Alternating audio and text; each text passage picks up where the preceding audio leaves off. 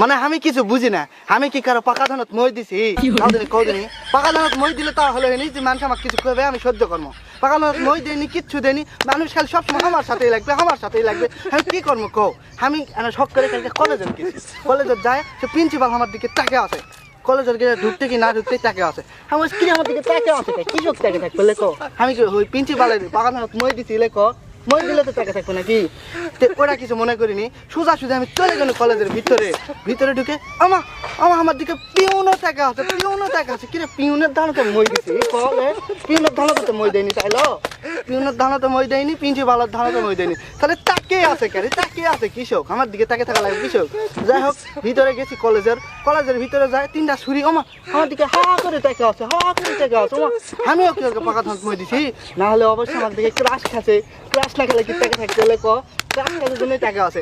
তো যাই হোক যেটাই করুক, তাকে থাকা দেখে আমি মনে করছি না নিজেকে গর্ববোধ মনে করলো যে আমার দিকে মেয়ে তাকে আছে রে, মেয়ে তাকে আছে, তাহলে আমার কপাল ভালো নয়। তো ওই জায়গার থেকে আমি ভিতরে গেছি, যাই দেখি যে ঘন্টা দেয় না দপ্তরি, ওই আমার দিকে তাকে আছে, ওই তাকে থাকতে থাকতে আমি খেয়াল করলো মুচকি হাসছে। এই দপ্তরে আবার ক্লাস খাবে কে?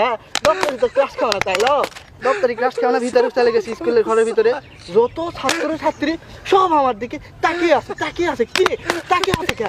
আমার দিকে তাকিয়ে থাকবে কৃষক? আমার দিকে তাকিয়ে থাকতে অবশ্যই কোনো কারণ আছে, কারণ ছাড়া তো জীবনে তাকিয়ে থাকবে না। এই তাকিয়ে থাকা দেখে আমি স্কুলের ঘরের ভিতর থেকে বের হয়েছি টয়লেটের জন্য। টয়লেটের যায় আমি বসবা লাগবো, এই সময় তাকে দেখি কেউ আমার দিকে তার ক্রাশ খায়নি।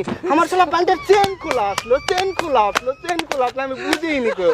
আমার মান সম্মান সব শেষ। আমি মনে করছিলাম সবাই আমার দিকে ক্রাশ খাচ্ছে, ক্রাশ খায়নি কেউ, সবাই চেন খোলা দেখে